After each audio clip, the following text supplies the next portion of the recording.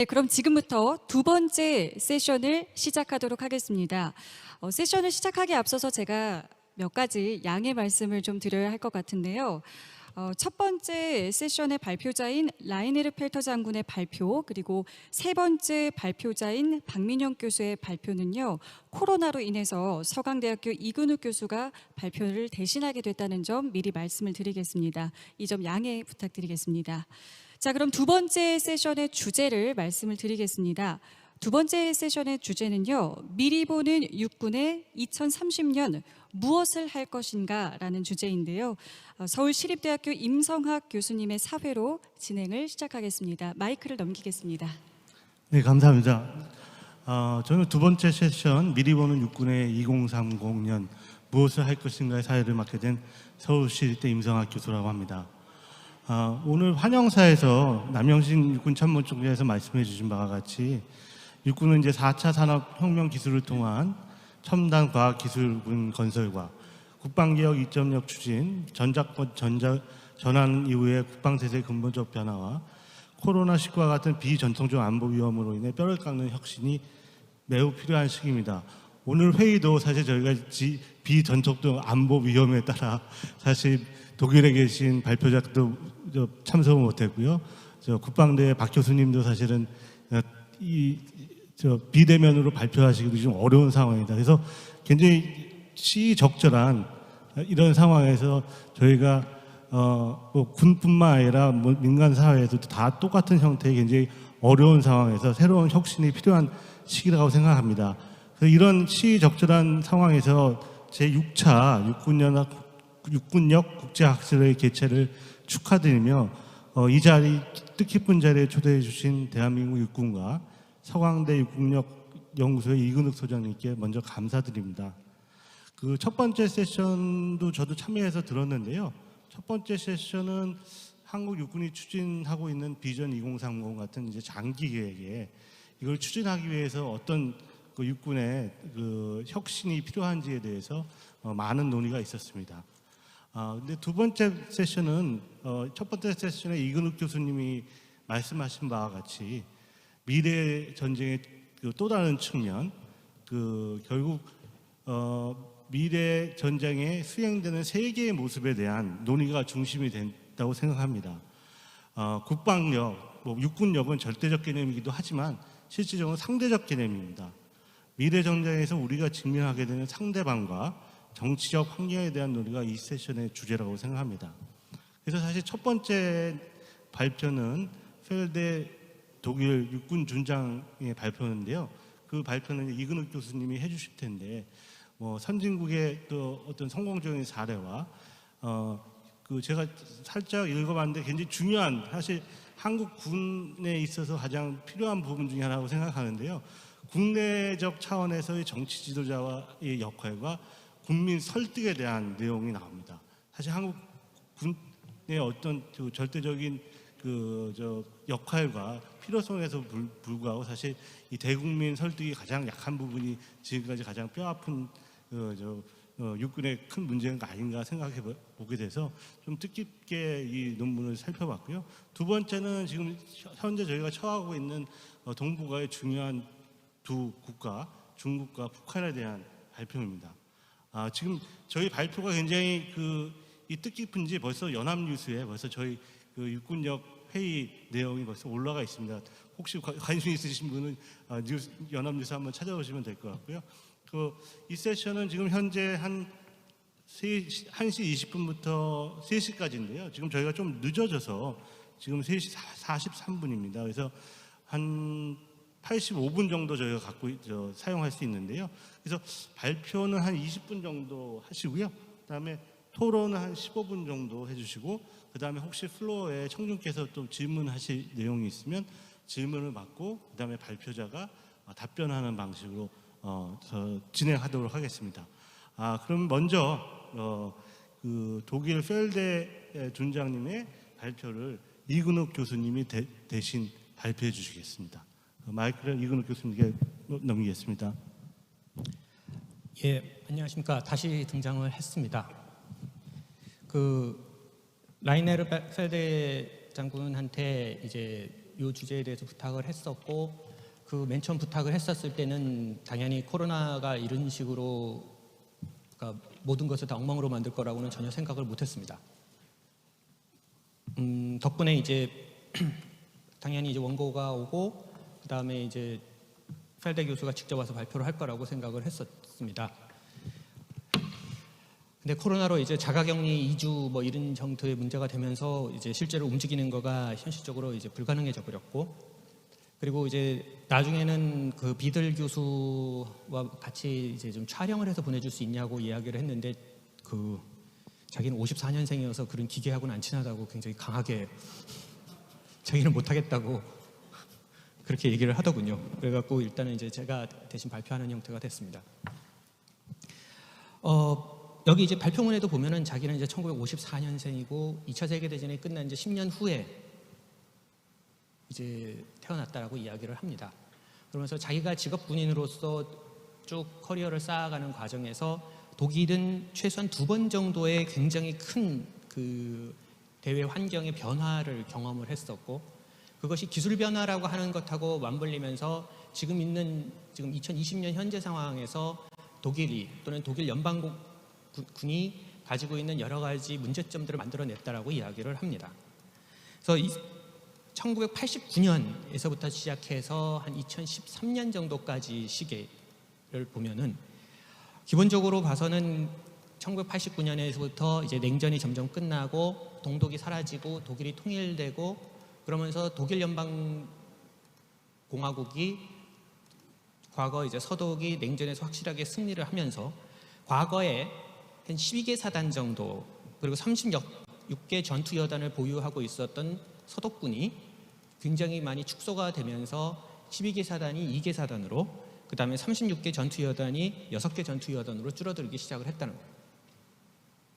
냉전 시기에는 당연히 서독군이 가지고 있었던 가장 중요한, 어떤 면에서는 거의 유일한 그 목표는 소련군 또는 바르샤브 조약군이 국경을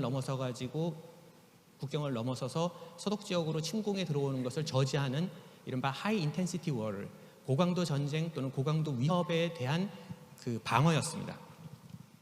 그리고 이런 고강도 위협에 대한 억지와 방어가 가장 중요한 시점이었었고, 그것이 1989년, 90년 정도 시점에서 사실상 사라져버렸다는 거죠.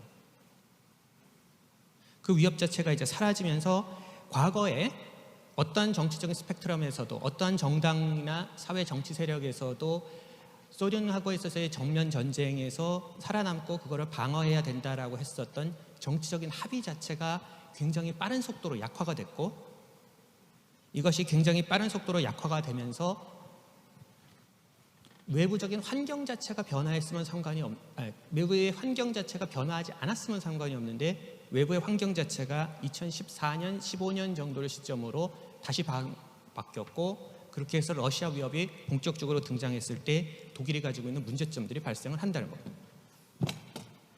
그래서 독일이 지금 가지고 있는 여러 가지 최소한 지난 한 30년 정도를 놓고 봤을 때 독일의 안보 정책 또는 대외 전략의 전체적인 그 부분에 있어서 가장 중요한 원칙은, 일단은 독일은 다자 제도를 선호를 했다는 겁니다. 번영을 위해서 이 사람 표현으로는 EU라고 하는 유러피언 유니언이 굉장히 중요한 거였고, 그 다음 안보하고 관련돼서는 EU에 기초를 하는 것이 아니라 바로 미국하고의 유대 관계를, 이 사람 쓰는 표현으로는 이제 트랜스 애틀랜틱 본드라고 하는 대서양을 가로지르는 그 유대 관계를 계속해서 강조를 하면서 안보에 있어서의 나토와 그 다음에 경제적 번영에 있어서의 EU라는 두 가지 다자 제도가 독일 안보 정책 또는 대외 정책의 핵심이었다는 겁니다. 그러면서 과거 냉전 시기에 봤을 때 나토 지상 전력의 거의 절반 정도를 제공을 했었던 독일 연방군 자체가 기본적으로는 역량 자체가 조금씩 줄어들기 시작을 했고, 거기에 더 이상 독일이 하이 인텐시티 트렛에 고강도 위협에 직면하지 않을 거다라고 하는 믿음이 점차적으로 퍼지기 시작을 하면서 독일 내에 있어서 과거 제2차 세계대전의 트라우마에서 출발을 했던 군사적 소국주의라고 하는 거가 조금씩 더 강화가 됐다라고 하는 겁니다. 군사력의 사용이다라고 하는 것에도 굉장히 소극적이고 무력 사용을 굉장히 포기한다라고 하는 거죠.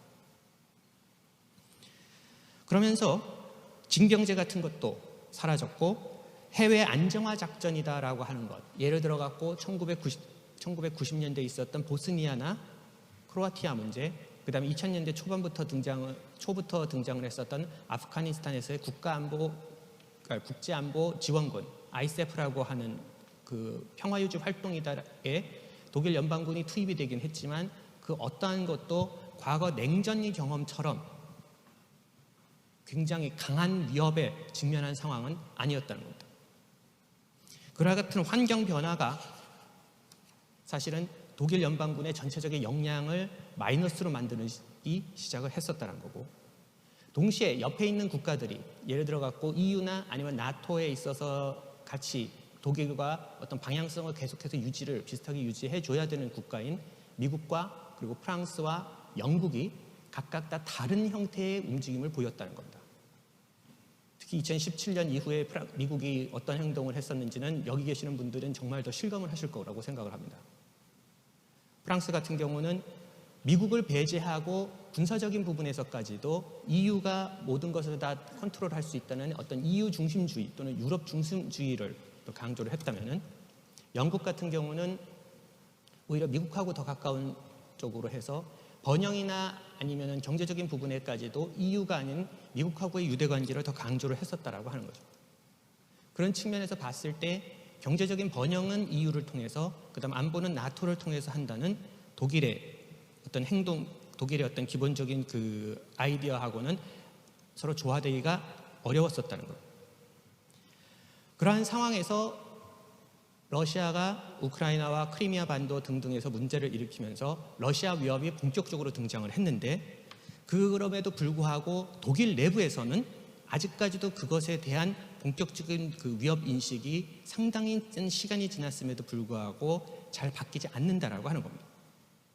아까 말씀드렸던 것처럼 12기 사단 36개 전투 여단이었던 냉전 말기에 있어서의 서독군이 지금 현재는 2개 사단, 그다음 6개 전투 여단으로 줄어들었다는 거죠. 2개 사단 6개 전투 여단이 되어 있는 것을 지금 8개에서 10개 정도의 전투 여단을 거기다가 추가로 넣고, 그 다음에 3개 사단 토탈 한 1개 군단 정도의 병력을 증강을 해야 되는 상황인데, 그것을 증강을 하기 위해서는 매년 한 600억 유로 정도의 비용이 추가로 들어가는데, 2014년, 15년, 16년 정도의 나토 회의에서 나토 국가들하고 그 다음에 독일은 전체적인 이런 병력 증강은 플러스 그 다음에 국방비를 한 전체 GDP의 2%까지를 증액을 하는 것을 합의를 했었다는 겁니다. 자, 문제는 2017년 총선을 경험을 하면서 바로 그렇게 대외적으로 약속을 했었던 부분이 실질적으로는 전부 다 무너져 버렸다는 겁니다. 대외적으로는 나토 회의에서 3개 사단, 1기 군단, 그 다음에 8개에서 10개 정도의 전투여단, 그리고 매년 600억 유로를 추가로 투입을 하겠다라고 했었던 독일 연방정부의 어떤 최종적인 결정이 국내적인 총선에서는 더 이상 정치적으로 지탱이 되지를 못했고, 총선에서 이쪽을 주장했었던 그룹 자체가 선거에서 탈락을 하면서 국내적 차원에 있어서 외부의 위협에 저항하겠다는 정치 지도자들의 합의가 무너져 버렸다는 겁니다. 이른바 민주주의 국가에서 히달대 장군이 계속 얘기하는 것은, 민주주의 국가에서는 기본적으로 파이팅 스피릿이라고 하는 것을 싸우겠다라고 하는 어떤 의지를 유지하는 것은 그렇게 쉽지 않다라고 이야기합니다. 이것을 유지하기 위해서는 굉장히 많은 경우에 있어서 정치 지도자들의 노력이 필요한데, 독일 연방군 같은 경우는 자기들이 마지막으로 싸웠던 전쟁이 제2차 세계대전에서의 나치 독일이었고, 그렇기 때문에 서독 연방군이 가지고 있었던 딜레마는, 파이팅 스피릿에 관련된 딜레마는 우리가 어떤 형태로든지 간에 그 찬양할 수 없는 영웅들을 가지고 있는 군대라는 겁니다. 한국군, 대한민국 육군이나 뭐 다른 군 전체를 다 합해서도 우리가 마지막 싸웠던 전쟁에서, 예를 들어 갖고 6.25 한국 전쟁이나 아니면 베트남 전쟁에서 우리는 우리의 영웅들을 가지고 있는데, 제2차 세계대전에서 SS나 아니면 나치 독일군의 편에서 싸워서 훌륭한 군인이었다라고 얘기하는 것은 여러 가지로 정치적으로 껄끄러울 수밖에 없는 상황이라는 거죠. 그런 정치적인 한계와 사회적인 분위기다라고 하는 거가 독일이 군사력을 증강하는 데 있어서, 그리고 독일이 가지고 있는 이른바 파이팅 스피릿을 더 키우는 데 있어서 문제가 된다는 거예요. 위협은 우리가 고를 수 있는 것은 아니라는 거고 강조를 합니다. 위협이다라고 하는 것은 선택을 하는 것이 아니라 필연적으로 닥쳐오는 것이고, 그렇기 때문에 위협이 닥쳐왔을 때는 우리는 기본적으로 그것에 대해서 대응을 하는 수밖에 없다는 거죠. 다만 위협이 선택이 아닌 필수 조건에 있어서 우리가 선택할 수 없는 상황에서 그 위협에 대해서 어떻게 대응하느냐에 대해서 사실은 독일이 가지고 있는 여러 가지 문제점들이 나타난다는 거예요. 그것이 제2차 세계대전에 있어서의 원죄일 수도 있고,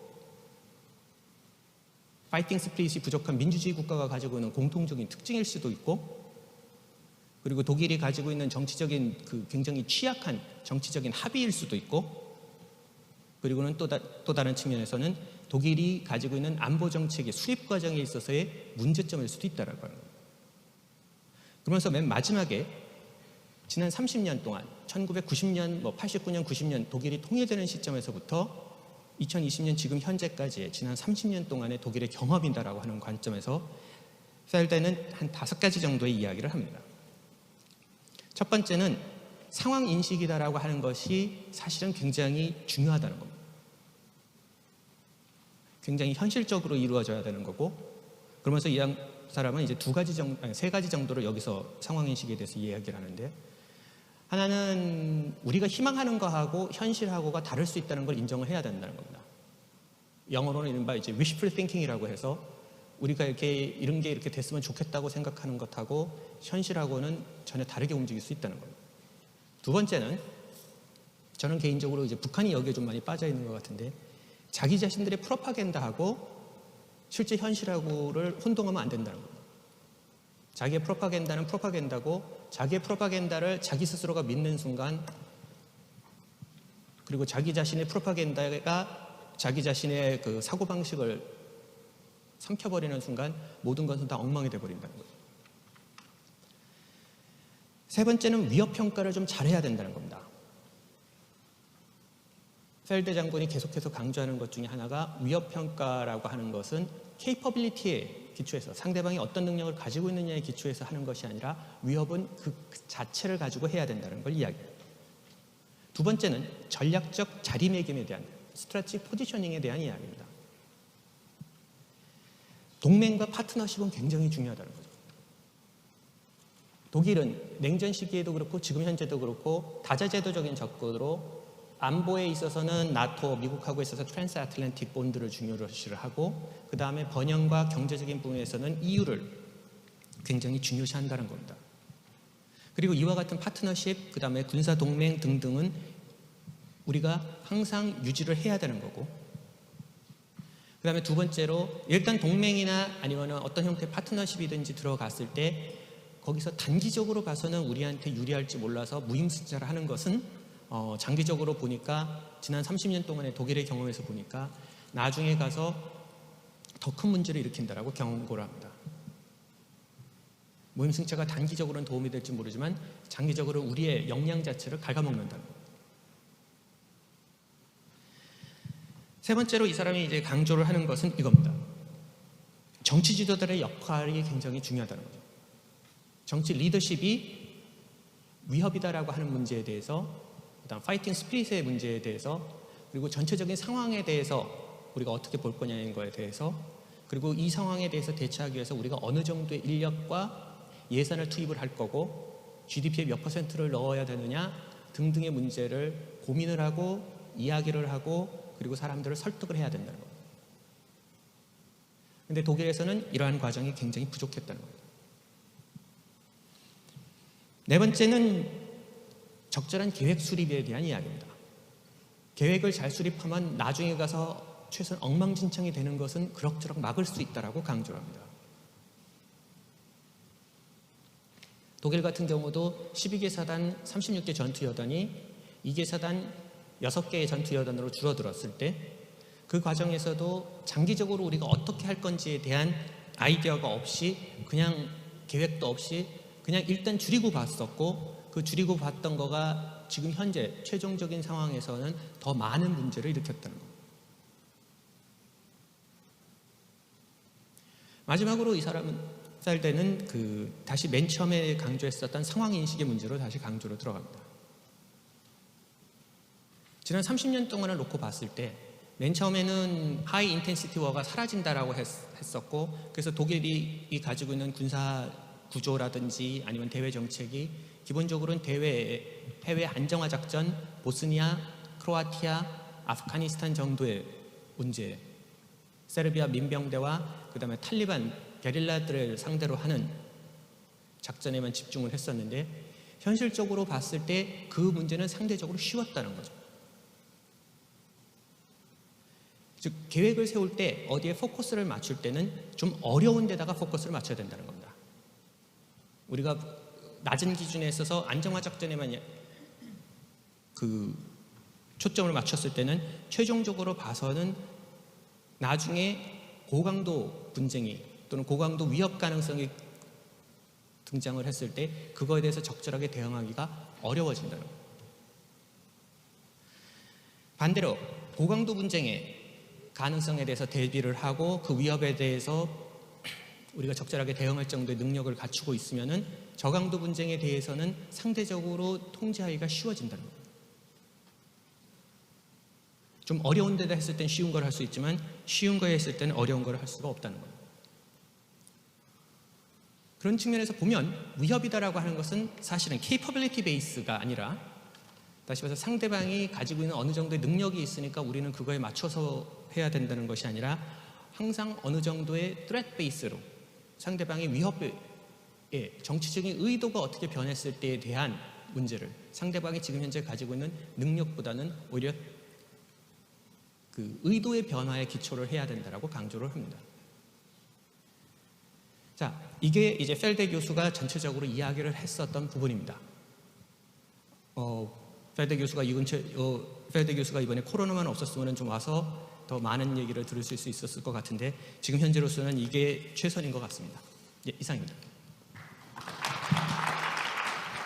네, 이근우 교수님 감사합니다. 독일의 군사 역시 30년과 그다음에 한국 육군에 대해서 많은 시사점을 준 발표라고 생각합니다.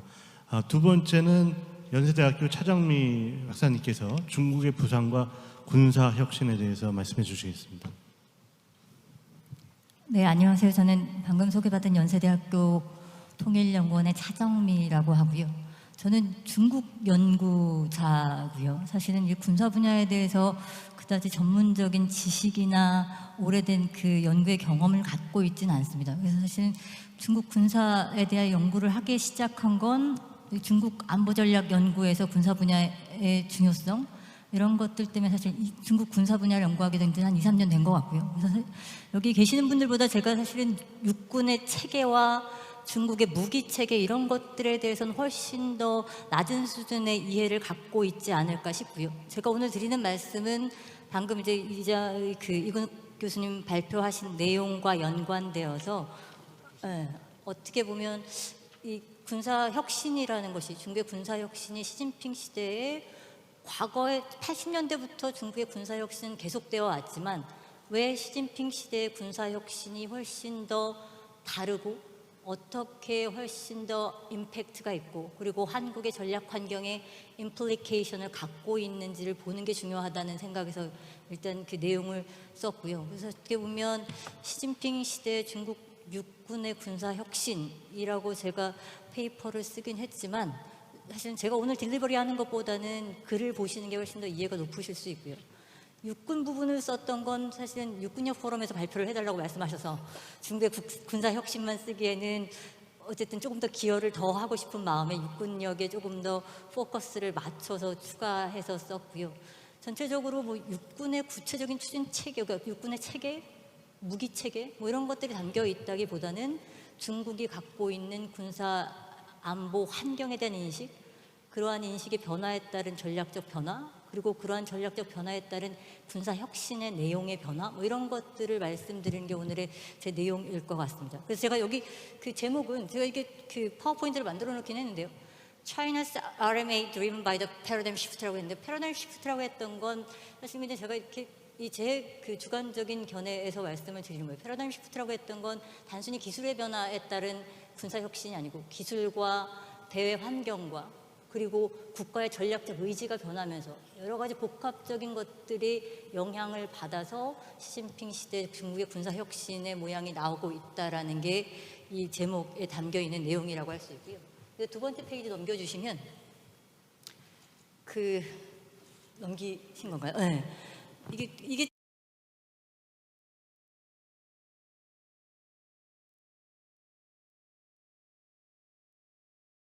지속적으로 과학기술에 기반한 군사강국화를 얘기하고 있는 건데, 시진핑 시대 들어서 훨씬 더 강조되고 있는 부분이고요. 그래서 전쟁을 계획하는 데는 과학기술이 굉장히 중요하고, 그리고 과학기술 발전과 혁신이 전쟁과 전투 방식에 중요한 혁신을 가져올 거고, 그래서 우리는 과학을 활용해서 결국은 군사강국화를 해야 된다는 게 핵심 요지라고 할 수 있고요. 그 다음 페이지 넘겨주시면 이 많이 들어보셨던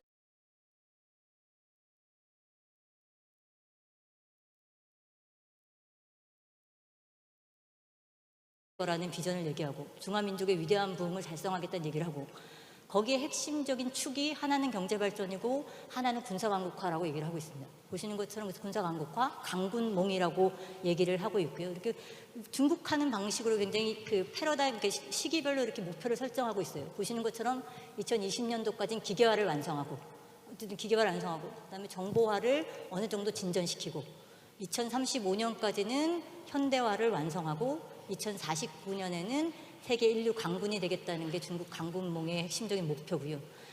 육군몽이라고 해서 그 강군몽 산하에 지금 육군에서 계속 얘기하고 있는 것 중에 하나가 강군몽과 연결지어서 강한 현대화된 신형 육군을 목표로 하고 있고, 이것 또한 군사 혁신, 군사 강군, 그러니까 강군몽이 담고 있는 지능화, 정보화를 기반으로 한 군사 강국화를 담고 있다고 할 수 있습니다.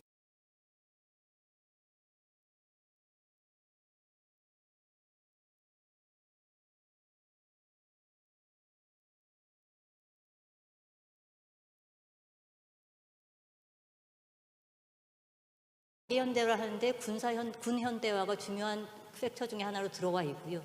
군 현대화를 얘기했을 때 당시만 해도 사실은 그다지 이제 우리가 얘기하는 군사 혁신 이런 수요라기보다는, 우리는 이제 이제 당장 이게 덩샤오핑이 얘기하는 것 중에 하나는 그 당시에 이제 세계 인식 중에 하나인데요.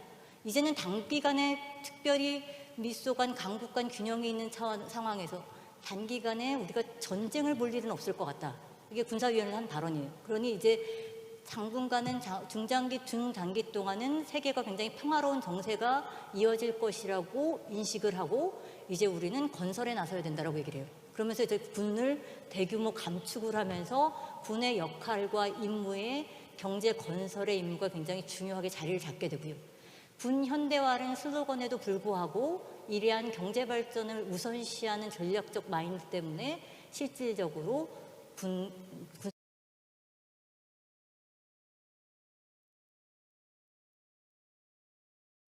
것처럼 그 다음 페이지 넘겨주시면 1991년도 걸프전이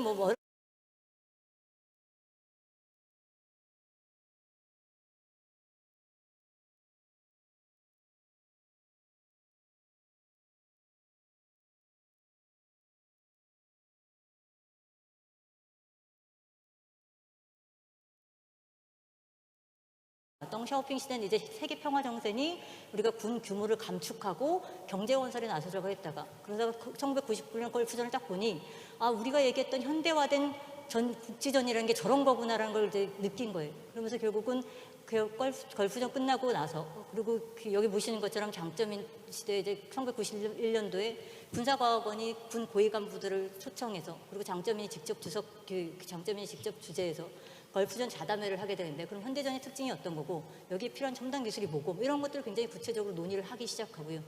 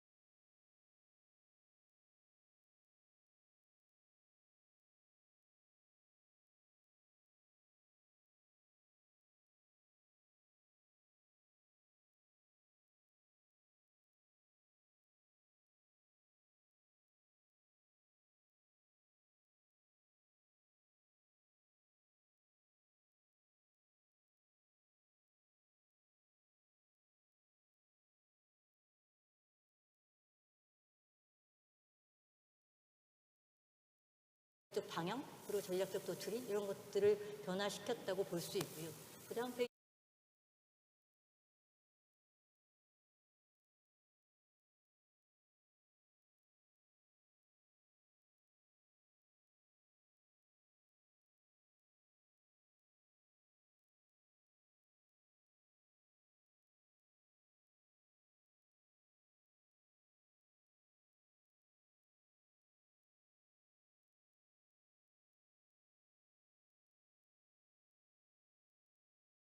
중국은 한참 뒤쳐져 있다는 인식을 하게 되는 거고요. 4차 산업혁명 시대의 기술의 발전과 우리는 기술력이 있음에도 불구하고 군사화되지 않았다는 부분, 뭐 이런 것들과 관련해서 모순론이 다시 부상을 하기 시작하면서 4차 산업혁명이라는 기술의 발전과 관련해서 군사혁신의 필요성, 이런 것들을 활용한 뭔가 이 비합적 발전을 얘기하게 됩니다. 비합적 발전이라는 얘기를 가끔 여기서 굉장히 자주 하는데 뭐냐면 비합적 발전은 뭐냐면 원래 목표는 기계화했다가 정보화했다가 기계화 플러스 정보화를 통해서 직능화하자는 게 군사혁신의 목표였다고 한다면 최근에는 지금 어차피 기계화도 굉장히 늦어졌으니 기계화, 정보화, 지능화를 동시에 잘 달성하자고 하는 압축적 성장, 압축 발전, 비합적 발전 이렇게 많이 쓰더라고요. 비합적 발전 군사적 우위를 도모하고자 한다라는 목표를 갖게 되고요. 또 하나는 시진핑 시대의 그 군사혁신의 주요한 다른 그 역사적으로 다른 측면 중에 하나는 뭐냐면 기본적으로 국력이 부상했다는 자아인식이 굉장히 강하다는 거예요.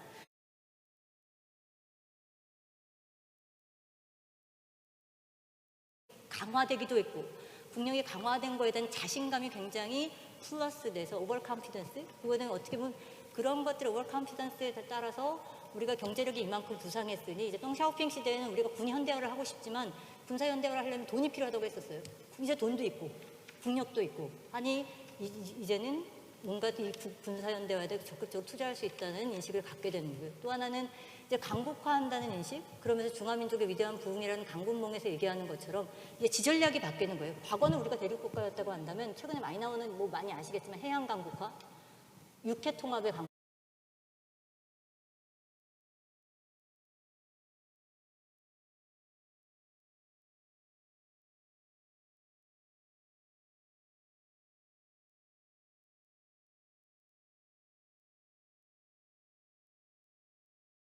변화를 영향을 미치고 있는 걸 보실 수 있고요. 또 하나는 대외인식의 변화입니다. 왜냐하면 덩샤오핑 시대부터 사실은 당분간 전쟁이 가피하다는 것. 사실은 이렇게 우리가 본 기존에 있었던 세계전쟁이 당분간은 없을 거다라는 세계정세 평화론이라는 인식이 사실 시진핑 시대 들어오면서 미중 간 전략 경쟁의 심화 그리고 트럼프 정부 더 심화되긴 했죠. 트럼프 정부 들어 더 심화된 대중국 봉쇄 전략 뭐 이런 것들 때문에 사실은 최근에 보시는 것처럼 대만에서의 뭐 긴장 갈등 이제 적극적인 군사 활동 이런 것들에서 보시는 것처럼 아 이제 우리가 전쟁에 대비해야 된다는 인식을 굉장히 많이 하는 것 같고요. 그런 전략 환경에 대한 인식의 변화가 실전을 굉장히 강요를 하고 있어요. 이제는 뭐 다 가장 중요한 것은 실전을 했을 때 이길 수 있느냐 없느냐가 중요한 거고 그러니 육군도 실전에 대비한 훈련을 굉장히 강화하라고 하고 있어서 뭐 실탄, 이렇게 실전 뭐 이런 얘기들 하고 그래요. 기본적으로 실전에 대비해서 실전에서 이길 수 있는 군사력을 강화하는 것을 굉장히 강조하고 있다는 걸 보실 수 있고요.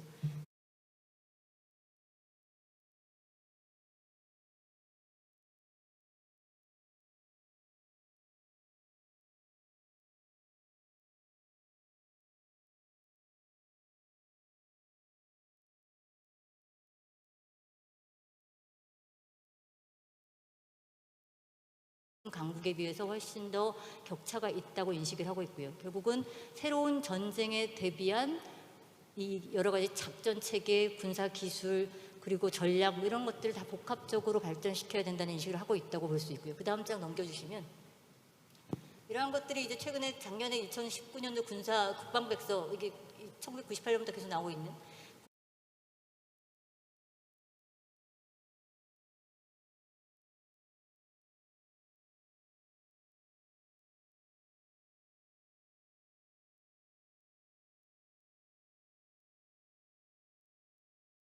세계 군사력 경쟁의 양상을 바뀌고 있는 역사적 전환점이 있다라는 인식을 갖고 있고요.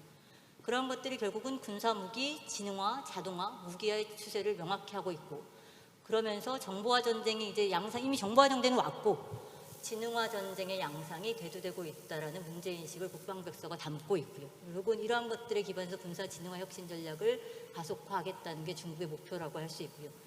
군사의 전략 방침도 나와 있는 걸 보면 적극 방어라는 거는 덩샤오핑 시대 공식화도 마오쩌둥 시대부터 있긴 했지만 적극 방어라는 거는 지속적으로 유지되고 있는 전략 방침이긴 하지만 그 내용이 세계 정세와 군사 기술의 변화에 따라서 굉장히 다르게 내용이 발전되고 있는데요. 지금의 적극 방어라고 한다면 기본적으로 조금 더 해양으로 나가고 과거의 대륙 중심에서 해양으로 나가고 그리고 과거의 전통적인 군사무기 체계에서 훨씬 더 진화된 전쟁으로 가고 적극적으로 네트워크전과 진흥화 전쟁을 대비하고 이런 것들이 결국은 적극 방어라는 개념 자체는 유지되지만 내용이 변하고 있다는 걸 볼 수 있고요.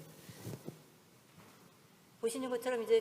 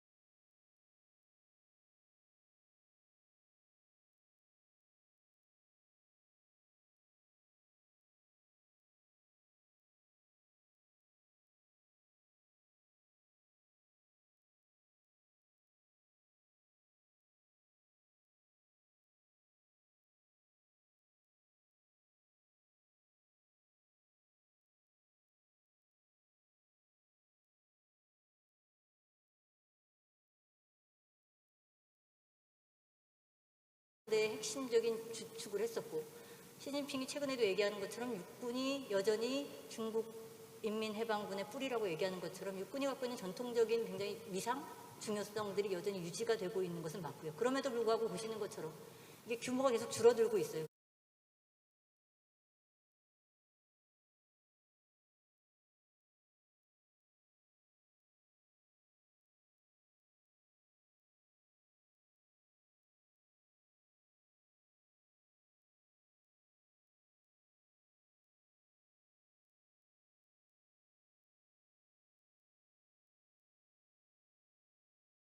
반영해서 육군보다는 해군과 공군에 대한 투자가 훨씬 많았고 해군과 공군의 규모가 늘면서 상대적으로 육군이 줄어드는 추세에 있고요.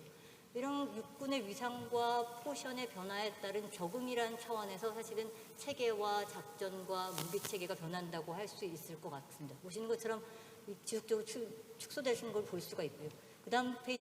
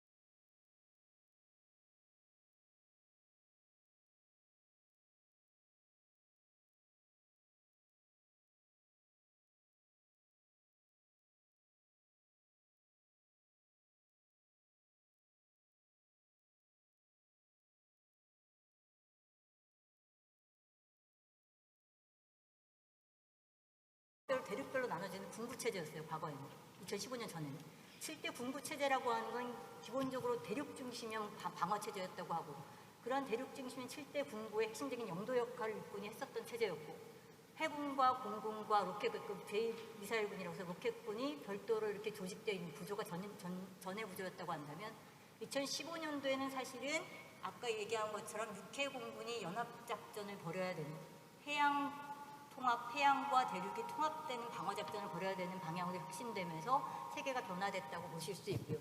보시는 것처럼 육군의 영도 조직에 육군이 별도로 이렇게 독립된 조직으로 나와 있어요. 2015년 2년 육군의 영도 조직이 신설되면서 해공군과 똑같이 대등한 조직으로 독립군으로 나와 있고요. 그러면서 육해 공군이 연합작전을 벌여야 되는 체계를 가지고 있고 그러면서 군구체제가 전구체제로 변화되는 걸 볼 수 있고요. 군구체제가 전구체제로 변화된 특징적 이유 중에 하나는 군구체제가 대륙 중심역이었다고 하면 전구체제는 해양통합, 그러니까 육해통합형? 기본적으로 대륙과 해양 안보를 같이 갖고 가고자 하는 의지에서 전구체제로 대체제로 통합됐다고 보실 수 있고요. 그 다음 페이지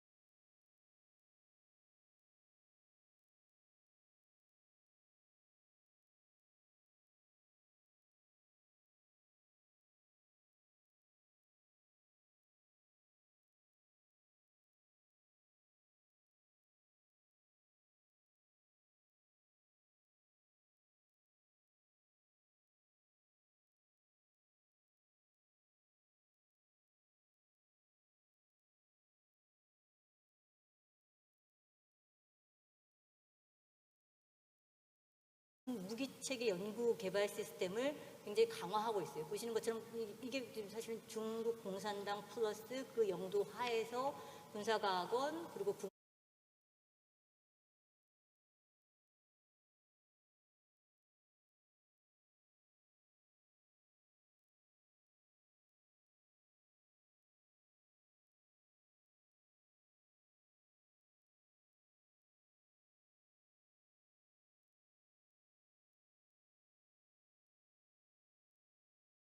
강국들에 비해 훨씬 더 열세에 있다는 인식을 하고 있고 보시는 것처럼 결국은 건설의 핵심은 진흥화 정보화에 있다.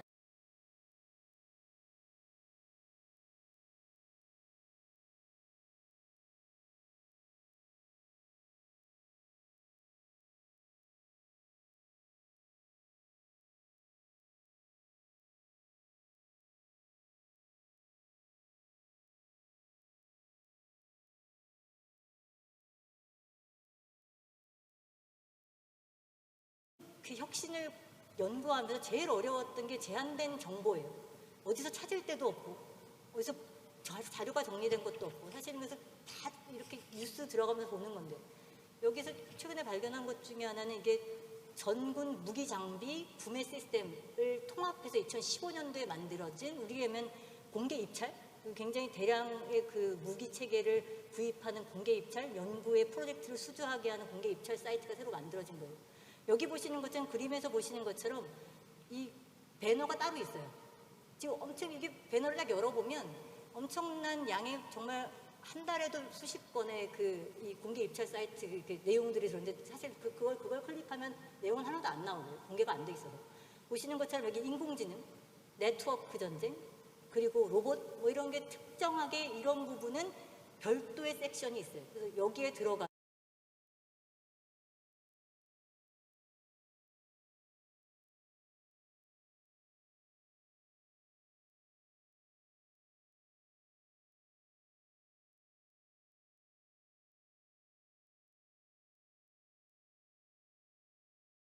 을 하고자 하는지를 볼 수 있는 거를 사실은 이 이 사이트가 보여주고 있는 거라고 할 수 있고요.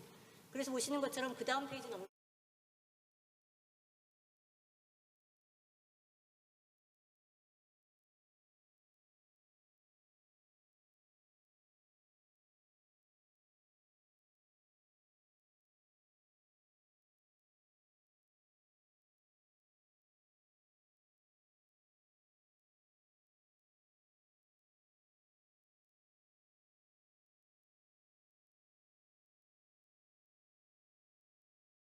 로봇종합 실험실 시스템 프로젝트 뭐 이런 것도 있고, 통신 장비와 관련된 건 정보 융합 처리 장비 뭐 이런 것들 관련된 것도 있고, 사실은 이 굉장히 많은 양이, 불과 이게 2019년부터 시작된 건데 2019년 20년이라는 단기간에 엄청난 수의 인공지능, 로봇, 통신 장비와 관련된 내용들이 들어와 있는 걸 보면 기본적으로 전력이 납부된 상황에서 중국이 추진하고 있는 지능화 혁신의 규모, 비용 이런 것들이 굉장히 높음을 볼 수 있고요. 그 다음 페이지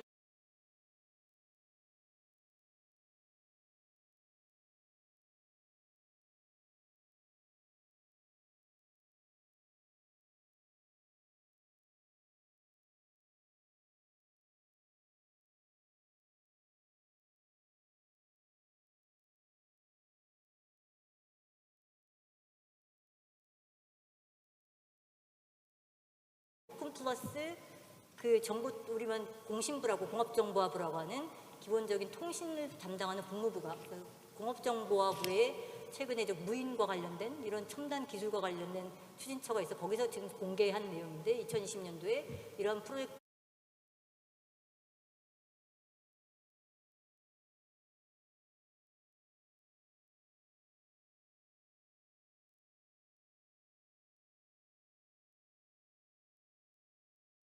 거, 전력의 강화와 관련된 것들을 그냥 홍보하고 싶은 내용도 있을 수 있고요. 언론에 보시면 이런 무인기가 실질적으로 기존에 이제 탱크 99A 탱크라고 하는 것들과 연합작전을 해서 감찰하고 그리고 정찰 플러스 타겟을 동시에 할 수 있도록 한다 뭐 이런 얘기들이 굉장히 많이 나오고 있어요.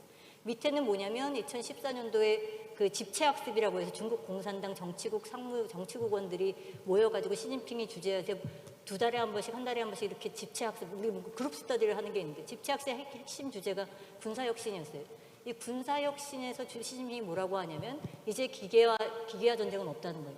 지능화 전쟁으로 간다고 얘기하고 우리 지능화 전쟁에 대비해야 된다고 얘기하면서 기본적으로 전체적인 전쟁 양상의 변화를 굉장히 주목해야 된다고 얘기하는데 사실은 이게 전략적 환경의 변화라고 한다면 지금 중국의 군사혁신도 그리고 미국의 군사혁신 아시는 것처럼 미국의 군사혁신 최근에 AI 그 리포트 나오는 것도 보셨겠지만 AI 리포트 최근에 며칠 전에 나온 것도 보면 기본적으로 미국의 군사혁신의 필요성을 중국의 위협으로 설정하고 있고 중국의 군사혁신 또한 중국의 군사혁신의 필요성을 실질적으로 굉장히 자기를 그 중국의 부상을 억제하고자 하는 상당한 외부의 위협, 특히 미국의 군사적 위협을 굉장히 강조하고 있는 상황에서 보면 군사혁신의 기반이 상대 강국에 대한 위협인식에 근거하고 있다는 차원에서 그리고 이제 그거에 기반해서 지능화 혁신을 굉장히 경쟁적으로 가속하고 있다는 차원에서 보면 한국 군사 그리고 한국 국군에 주는 전략적 한계가 있지 않을까 싶습니다. 예, 고맙습니다. 네. 차정미 박사님의 중국 육군의 최근 군사 혁신에 대해서 잘 들었습니다.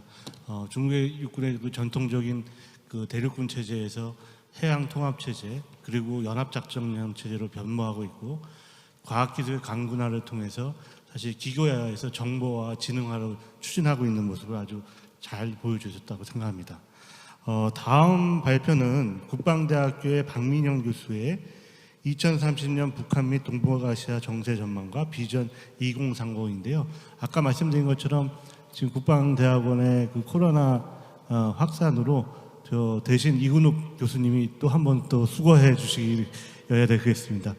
고생 많으십니다. 이거는 발표 부탁드립니다. 예, 안녕하십니까. 제가 세 번째로 등장을 하게 됐습니다. 작년에 2019년 이제 4월 달에 5회 포럼을 했을 때 그때 존 브라운 장군이 기조연설을 하게 돼 있었습니다. 근데 브라운 장군님이 그때 오시기 직전에 굉장히 건강 상태가 안 좋아지시면서 못 오셨고 그래서 그때 기조연설을 간단하게 이제 제가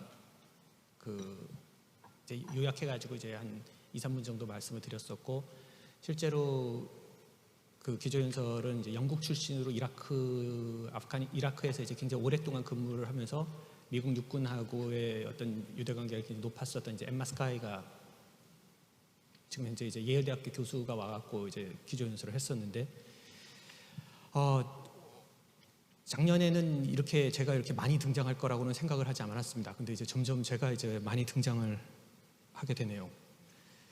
사실 제가 수요일하고 금요일 아침 9시에 학부 수업이 있습니다. 그래갖고 어저께 수요일에 이제 아침 9시에 수업을 하고 있는데, 수업 중간에 이제 박민영 교수가 전화가 막 왔습니다. 전화가 왔을 때 그냥 가차없이 끊어버렸었고, 그러면서 이제 수업이 딱 끝나고 나서 전화를 했더니 그 청천벽력과 같은 소식을 저한테 전했습니다. 지금 국방대학교에 확진자가 나와서 자기는 이제 코호트 격리로 들어간다고. 뭐 상황이니만큼 좀 이해를 해주시기 바랍니다. 예, 박민인 교수가 이야기를 하는 것은 2030년 시점에서 봤을 때 과연 이제 한국 육군이 이제 직면하게 되는 정치적인 그리고 이제 기술적인 환경이 어떻게 되느냐의 문제입니다. 즉 미래 동아시아 안보 환경, 여기서 이제 안보의 어떤 정치적인 부분과 그 다음에 이제 안보가 가지고 있는 이제 군사 기술적인 문제 두 가지 정도가 제가 쓰는 표현으로는 이른바 전쟁의 미래라고 하는 것하고 그 다음에 이제 미래의 전쟁이다라고 하는 거죠. 전쟁의 미래라고 하는 것이 어떤 그 전쟁 그 자체의 미래, 그러니까 중사 기술의 변화에 따라서 우리가 생각하는 거라면은 미래 전쟁이라고 하는 것은 미래 세계에서 전쟁이 하게 되는 역할에 대한 문제입니다. 전쟁의 미래라는 게 어떤 군사 기술의 문제라면은 미래 전쟁이라고 하는 것은 어떤 안보 전략 또는 정치적인 환경에 관련되는 부분인 거죠. 박민희 교수가 강조를 하는 것은 지금 이 상황 자체는 뭐 늘 그렇지만 항상 변화하고 있고, 이 변화하는 것에서 우리가 어떻게 잘 적응을 하느냐 안 하느냐가 우리의 미래를 결정을 할 거라는 겁니다. 그렇기 때문에 변화를 적극적으로 잘 이용을 해서 좀 더 강한 이제 군을 만들어야 된다는 거고, 그렇다면 2030년, 지금부터 10년 후 아니면 그 이후 정도 시점에서 봤을 때 동아시아 안보 정세가 어떻게 변화하게 될 거고, 그리고 좀 더 구체적으로는 중국하고 북한 문제에 대해서 우리가 어떠한 위협을 인식하게 될 것이냐의 문제입니다. 이런 측면에서 보면 이제 펠드 장군이 이야기했었던 capability base보다는 오히려 threat base가 더 중요하다라고 하는 거고, 그런 threat base라는 측면에서 봤을 때 과연 2030년, 지금부터 10년 후에 과연 우리가 살게 되는 기술적인 세계와 그 다음에 정치적인 세계가 어떻게 되느냐의 문제입니다. 그리고 이것에 기초해가지고 비전 2035나 또는 뭐 비전 2050 같은 쪽에도 도움을 줄 수 있었으면 좋겠다라고 이야기를 합니다. 논의는 그런 측면에서 보면 크게 이제 그 두 가지 차원에서 이루어집니다. 첫 번째는 뭐냐면은 우선 첫 번째는 뭐냐면 이제 미중 관계의 문제입니다. 미래 세계에서 미중 관계가 어떻게 달라질 거냐라고 하는 거죠. 그 측면에서 봤을 때 일단은 중국의 군사 전략이다라고 하는 것이 중요해집니다. 방금 전에 이제 차정민 박사님이 그 말씀을 해주신 것처럼 중국이 가지고 있는 어떤 군사 기술의 혁신 부분들, 그다음에 그것을 위한 노력들, 이른바 중국몽 또는 이제 강군몽이다라고 하는 이야기를 하는 겁니다. 현재 시점에서 보면 글로벌 파이어 파워라고 하는 관점에서 그 세계 군사력 평가를 하는 기관에서 보면은 미국이 1위고, 그 다음에 이제 핵무기 화력이 압도적으로 있는 그 러시아가 2위, 그 다음에 이제 중국이 한 3위 정도가 됩니다. 그렇지만 이 정도에서 추세에서 아마 2위하고 3위는 2030년 정도가 되면 바뀔 수도 있다라고 하는 거죠. 중국이 그러면은 과거의 소련처럼 또는 나치 독일처럼 거의 무제한적으로 팽창을 하려고 그러느냐, 그런 것 같지는 않다는 겁니다. 다만 중국이 계속해서 또는 최소한 2030년 정도 시점까지도 그 추구하는 목표는 굉장히 공세적인 적극 방어일 가능성이 높고, 그렇기 때문에 주변 국가에 대해서도, 한국과 같은 주변 국가에 대해서도 전면 침공이다라든지 그런 방식으로 이동을 그러니까 위협을 하기보다는 굉장히 강압적이고, 그리고 이것이 직접적인 침공은 아니지만 침공 직전까지에 있는 회색지대, 그레이 에어리어로 행동을 할 가능성이 높다는 겁니다. 그리고 3전이다라고 이야기해서 여론, 심리, 그리고 법이라는 관점에서 어마어마한 프로파간다를 통해 가지고 그 위협이 진짜 이것이 위협인가 아니면 아닌가를 판단을 하는 펠드 장군의 표현을 그대로 빌자면은 어떤 정치 지도자들의 인식 부분에 대해서 또는 사회적인 여론 부분에 대해서 혼동을 유지를 시킬 거라는 겁니다.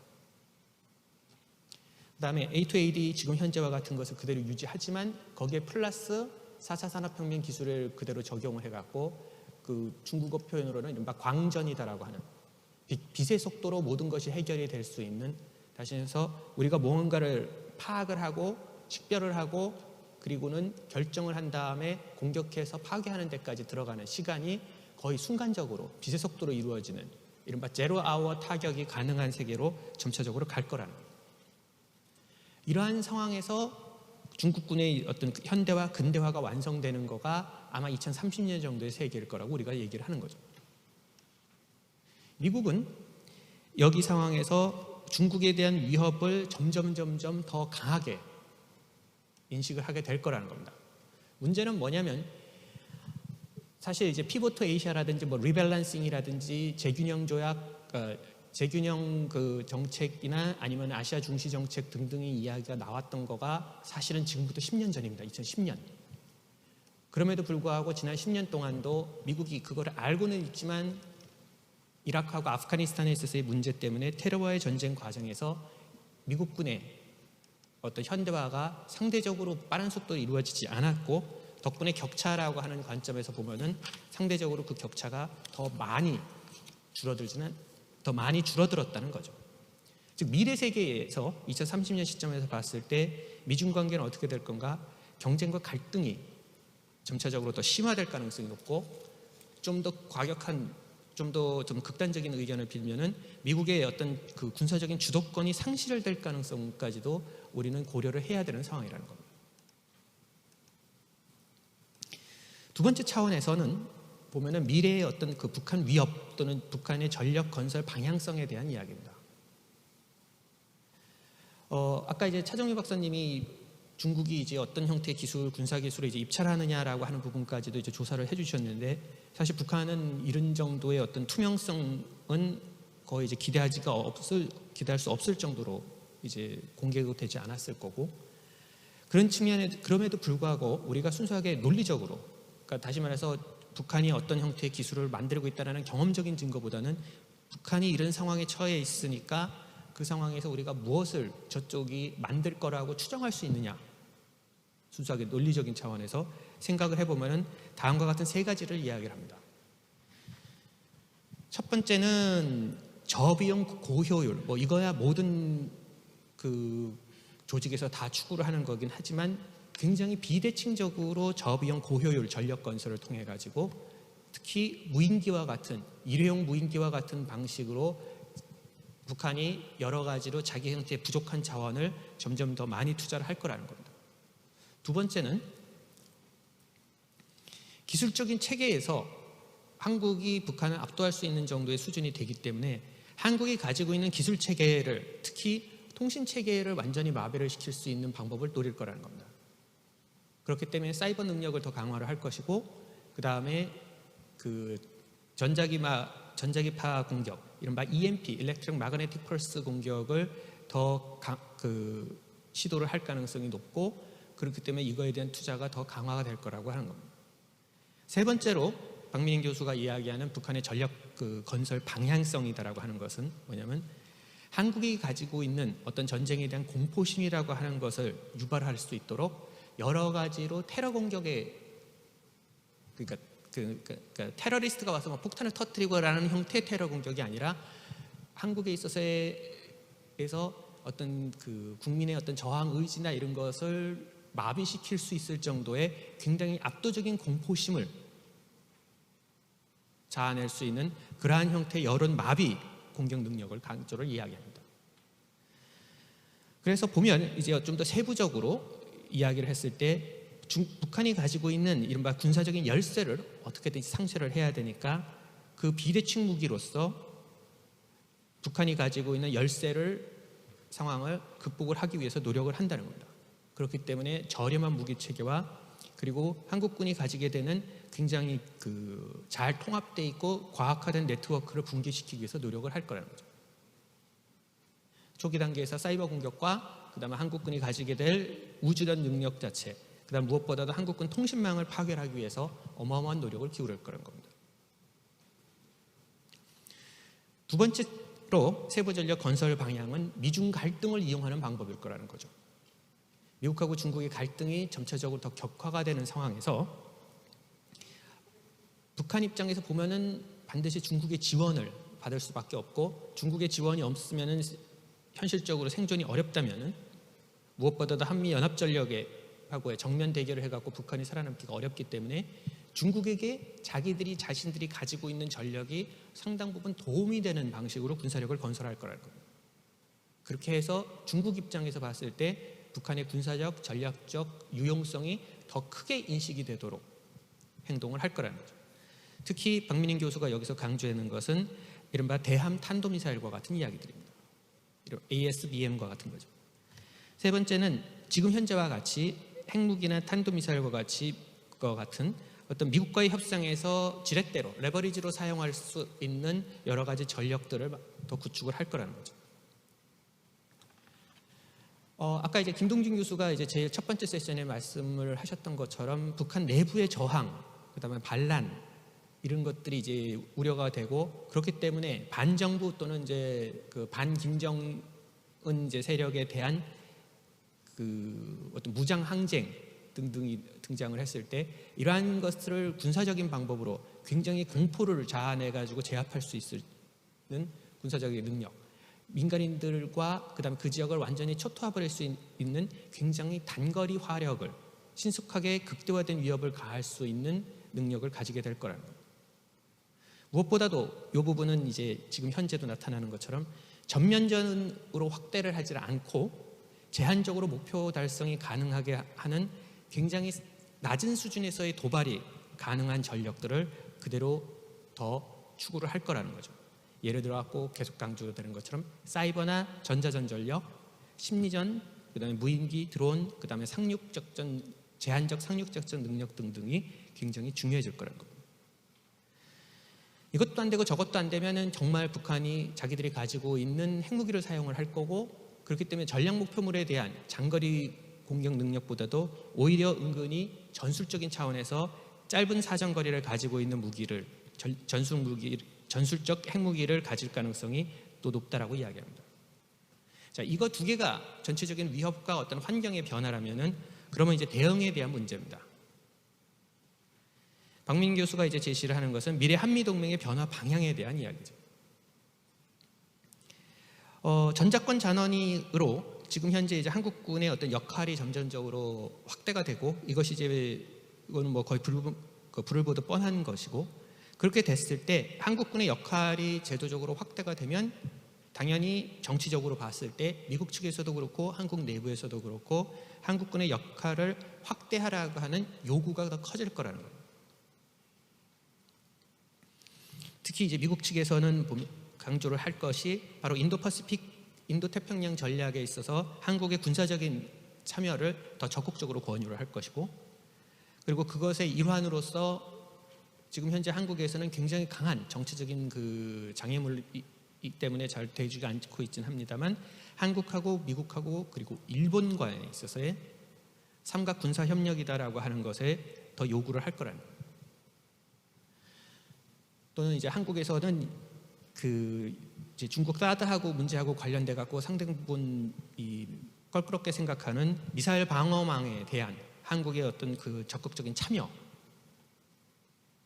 그리고 대외 중국에 있어서의 남중국해에 관련돼 가지고 미국이 중국을 이제 봉쇄하려고 그럴 때 나오는 예를 들어 갖고 지금 있는 항해 자유 작전에 몇 배나 더 강화되는 대외적인 군사 행동에 대해서 한국의 적극적인 참여를 요구를 할 거라는 겁니다. 그리고 무엇보다도 방위비 분담이다라고 하는 부분에 있어서 더 큰 압력이 나타날 거라는 거죠. 미국하고의 동맹은 전 세계 어떤 국가에서도 마찬가지지만 이것은 안보하고 자율권을 우리가 바꾸는 비대칭 동맹입니다.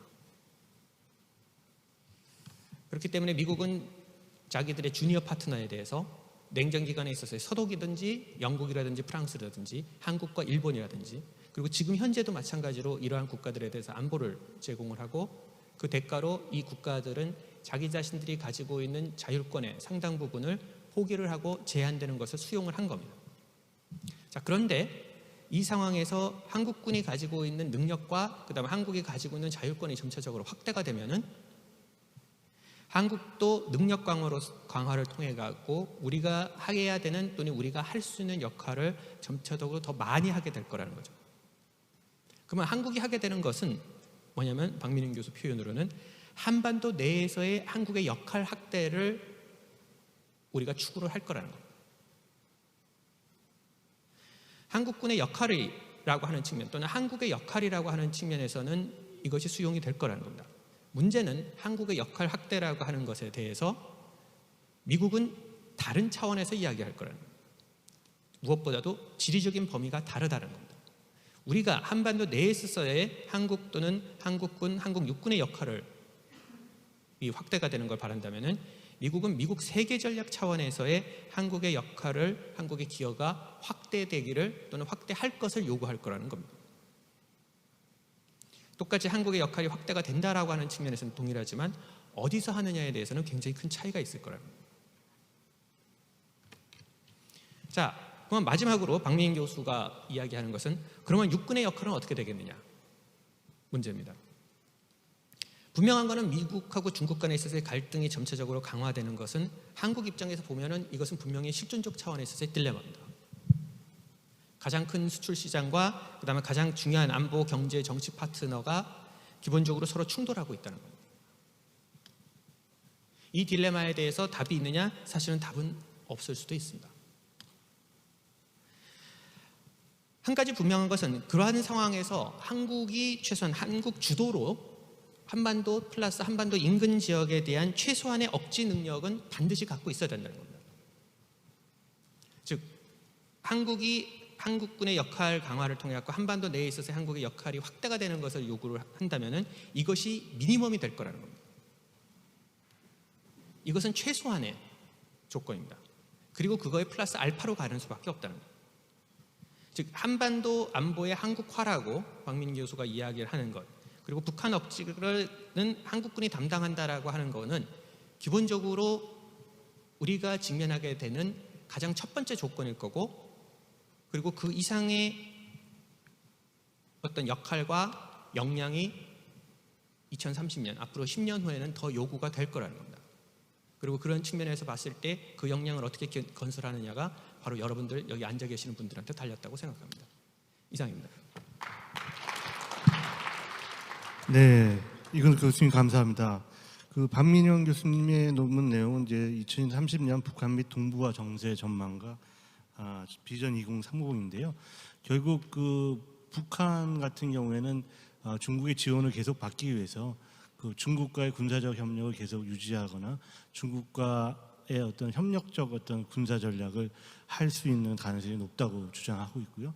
두 번째 중요한 점은 결국 한미동맹의 관계가 좀 변할 수밖에 없기 때문에 그 상황 속에서는 한국의 상황 속에서는 한반도 안보의 한국화라는 말씀하셨습니다. 그래서 논문 속에서 특히 북한에 대한 군사적 억제는 대한민국 한국이 맡아야 되는 상황이 오게 된다면 결국 한국 육군 특히 그에 있어서는 도전이자 기회가 될 수 있다는 생각을 해봤습니다. 오랜 시간 기다려주셨는데요. 지정 토론자로서 국가안보전략연구원의 김보미 박사님이 토론해 주시겠습니다.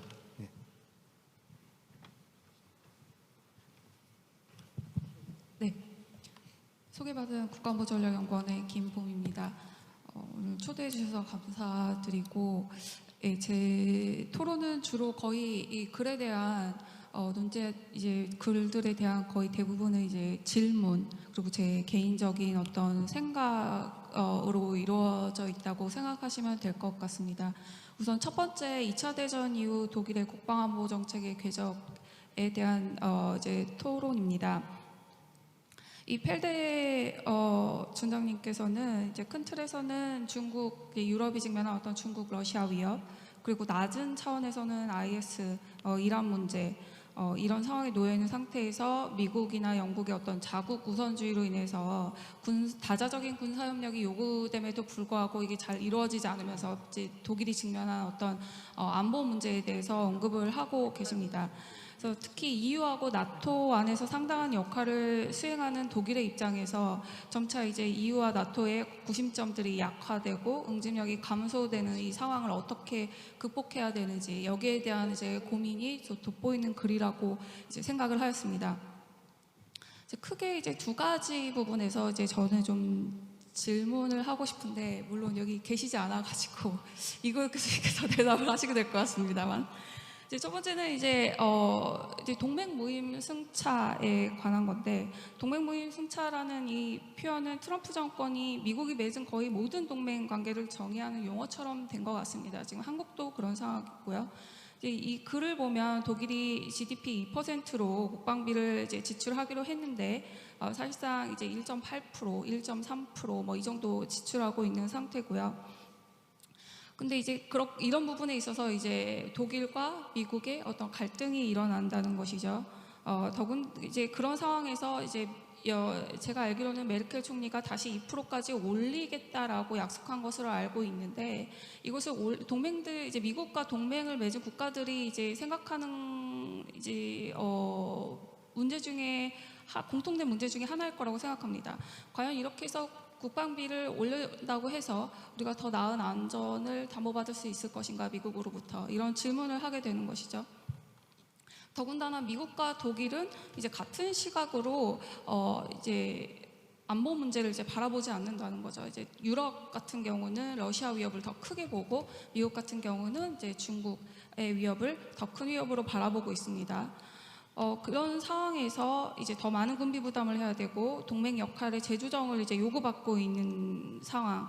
그리고 결국 이렇게 한다고 해서 EU가 직면한 안보 위협이 해소될지 이것이 좀 거리가 이제 멀어 보인다는 것이죠.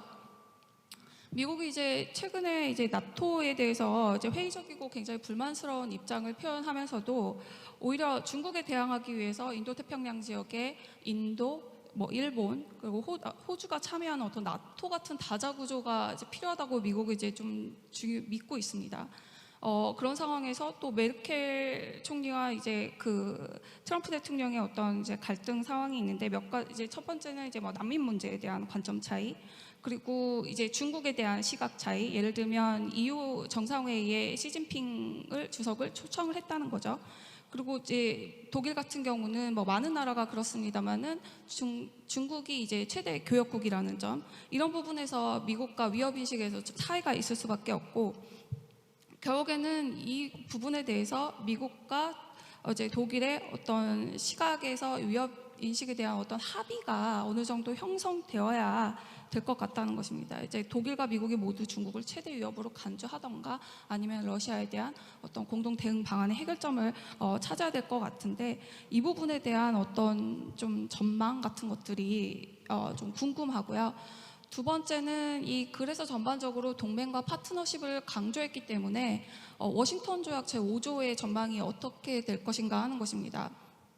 특히 이제 미국 대선과 관련해서 트럼프 시대에도 이제 트럼프가 재선에 성공할 때 이때에도 이제 트럼프 시대라서 더욱 이게 걱정스러운지, 혹은 이제 바이든이 당선된 경우에도 이 워싱턴 조약 제5조가 변함없이 유지될 것인지, 여기에 대한 독일의 생각은 무엇이고 앞으로 더 많은 군사적 기여를 할 수 있을 것인지, 혹은 독일이 그냥 나토의 균열을 지켜볼 것인지, 기여한다면 핵보유국이 아닌 독일이 어떤 수준까지 나토에 기여할 수 있을 것인지, 혹은 이제 뭐 나아가서 이제 뭐 혹은 이제 반대로 독일이 미국으로부터 유럽의 독립을 앞장서서 이끌어내 나갈 것인지, 그리고 이런 모든 상황들이 국내 정치적으로 어떻게 설득될 수 있을 것인지, 이런 부분들에 대한 좀 궁금증이 많이 생겼습니다. 여기에 대한 어떤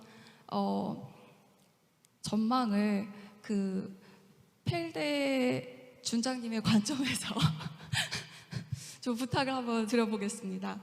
네, 두 번째는 이제 차정미 교수님의 글인데요. 제가 너무 개인적으로 굉장히 재밌게 읽었습니다. 이제 중국의 군사 정책의 변화, 어떤 흐름에 대한 이해를 돕는다는 측면에서 정말 많은 도움이 됐고 공부가 됐던 글이라고 생각을 하고요. 중국이 2050년까지 어떤 강군화 계획 아래 구체적 실현 방향으로 세운 어떤 세부적 정책들이 무엇인지 이해를 하는데 많은 도움을 받았습니다. 제가 이해하기로는 이제 중국의 군사 발전이라는 것이 초기에는 어떻게 보면 선진국과의 격차를 줄이기 위해, 그러니까 과학기술적 발전을 쫓아가려는 어떤 후발주자의 관점에서 이루어진 것이라고 본다면, 시간이 흐르면서 이제 국제사회에서 어떤 높아지는 중국의 지위에 걸맞게 점차 이제 군사 혁신을 일으키고 나아가 어떤 미국과의 경쟁에서 앞서 나가기 위한 이제 그런 방향으로 이제 변화하고 있다, 이렇게 이해를 하였습니다. 또 그런 관점에서 중국의 군사 전략의 범위가 아까 말씀하셨듯이 영토 중심 그리고 근해 중심에서 원해와 우주로 확대되고 있다, 이렇게 이해를 하였습니다. 이제 제가 여기서도 똑같이 이제 두 가지 부분에 대해서 좀 이제 궁금증이 일어났습니다. 이제 중국 같은 경우는 이런 이제 이제 중국의 군사 혁신이라는 것이 다른 국가를 위협하려는데 그 목표가 있는 것이 아니라고 이제 주장을 하고 있음에도 불구하고 이제 국제사회는 이거를 그렇게 바라보지 않는다는 거죠. 중국은 이제 군사 발전이 어떤 뭐 독립자주, 자력갱생, 자주혁신 뭐 이런 원칙에 따라서 발전하고 있다고 하는데, 이제 국제사회는 중국의 발표와는 다르게 국방력 발전을 좀 우려 섞인 시선으로 바라보고 있는 것 같습니다.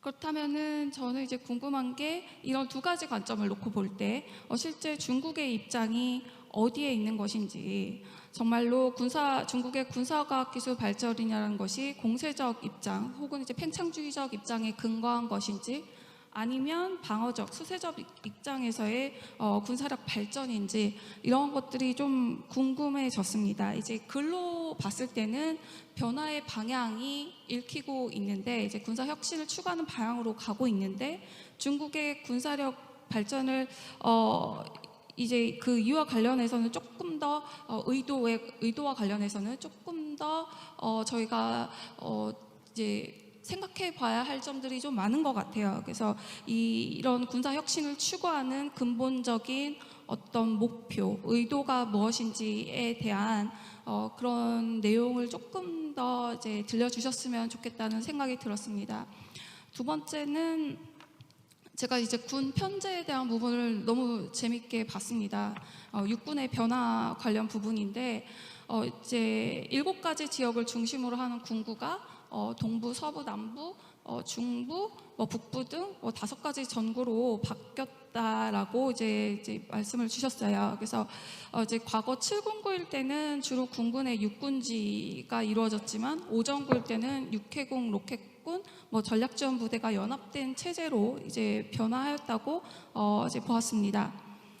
제가 읽었을 때 전반적인 이제 변화의 방향은 육군이 최정예화를 추구하고 있는 것으로 보입니다. 이제 육군의 병력수를 감축하고 무인화, 지능화, 그리고 로봇과 자율 시스템 개발 등이 이제 그런 이제 생각에 이제 좀 더 이제 그런 생각을 좀 굳히는데 도움을 주고 있는데, 다만 이것이 혁신이라고 할 수 있을 것인지, 보수적으로는 변화이고 긍정적으로는 개혁일 수는 있는데, 이게 혁신인 것인가, 육군의 중요도가 상대적으로 감소하고 또 해양 세력의 중요성이 부각되면서 어떤 효율적인 군 운영을 위해, 예를 들면 사회주의 국가의 군이라고 하는 것은 사회 통제 역할도 상당히 많이 하죠. 군 본연의 역할보다는. 그러니까 이런 것들을 줄여나가고, 그래서 이제 어떤 효율적인 군 운영을 위해서 이런 변화를 계획하고 있는 것이 아닐까, 이런 이제 좀 생각을 들었습니다. 그래서 어떤 중국의 대외 전략 변화에 따라서 육군의 중요성이 약화되고, 또 그로 인해서 여기에 따라 생기는 군사력의 공백을 일종의 군사 혁신으로 메우려고 하는 것은 아닌지, 이런 부분에 대한 좀 궁금증이 좀 들어서 이제 설명을 좀 이제 들었으면 하는 생각이 있었습니다. 마지막으로는 이제 박민영 교수님의 미래동아시아 안보환경 변화와 지상군의 역할에 관한 토론입니다. 이제 박민영 교수님께서 동아시아 차원에서 어떤 미중 경쟁, 그리고 한반도 차원에서 이제 북한의 군사력 문제, 그리고 이제 한미 동맹 차원에서 어떤 이제 동맹의 역할 그리고 역할 변화, 어떤 이제 재조정 뭐 이런 것들에 대해서 설명을 하셨어요. 그래서 세 가지 차원에서 한국이 직면한 안보 문제에 대해서 우리가 어떻게 대응해야 할 것인지에 대한 어떤 큰 질문을 던져 주셨다고 생각을 합니다. 이걸 이제 반드시 우리가 생각해 보아야 할 문제이고, 또 이제 단순히 내년, 내후년 전망에 그쳐서는 안 되고, 또 이제 장기적 차원에서 대응 방향을 좀 구상해 봐야 되지 않을까, 이런 생각이 들었습니다.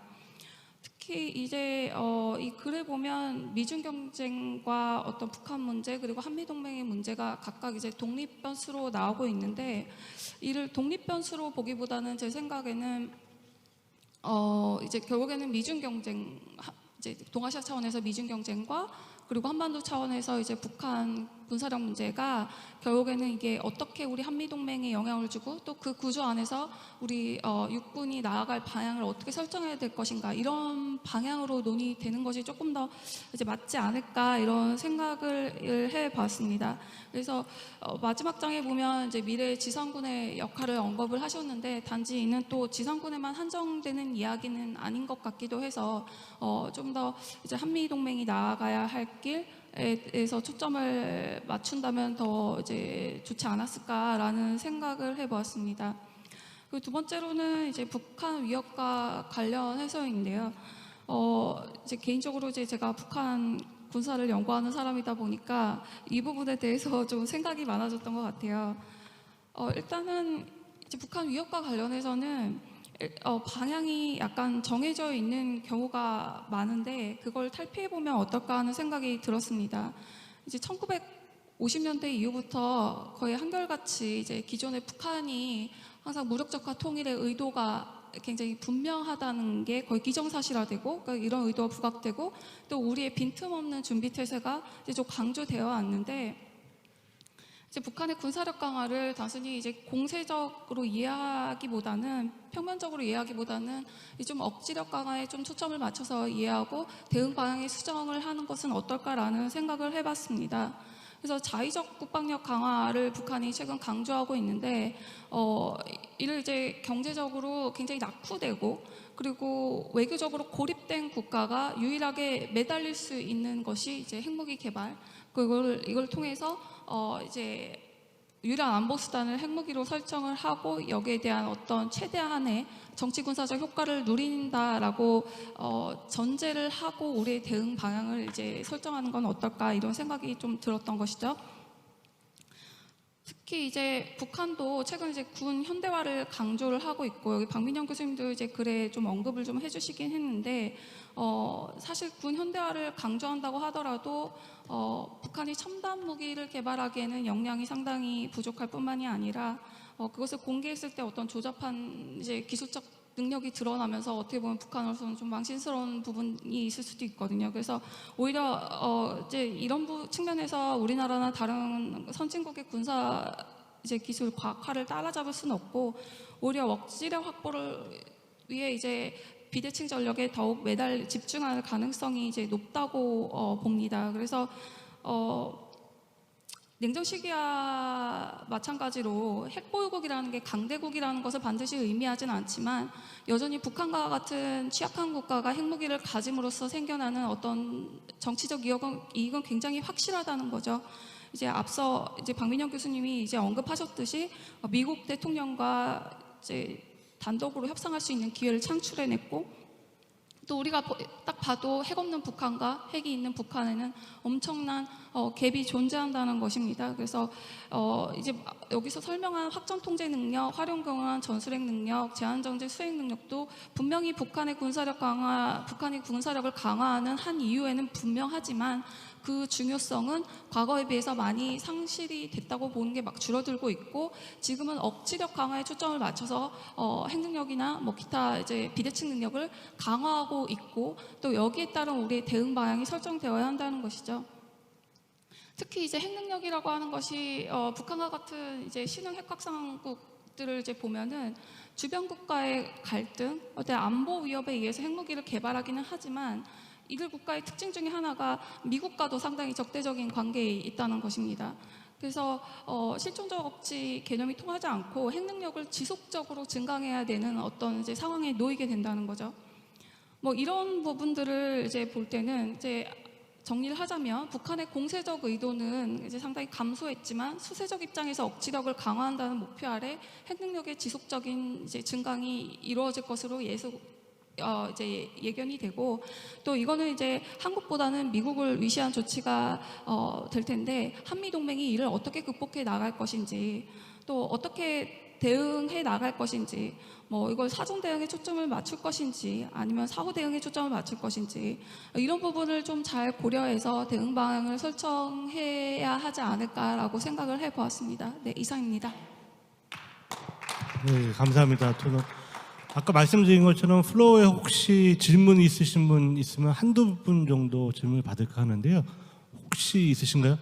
그 마이크 좀. 예.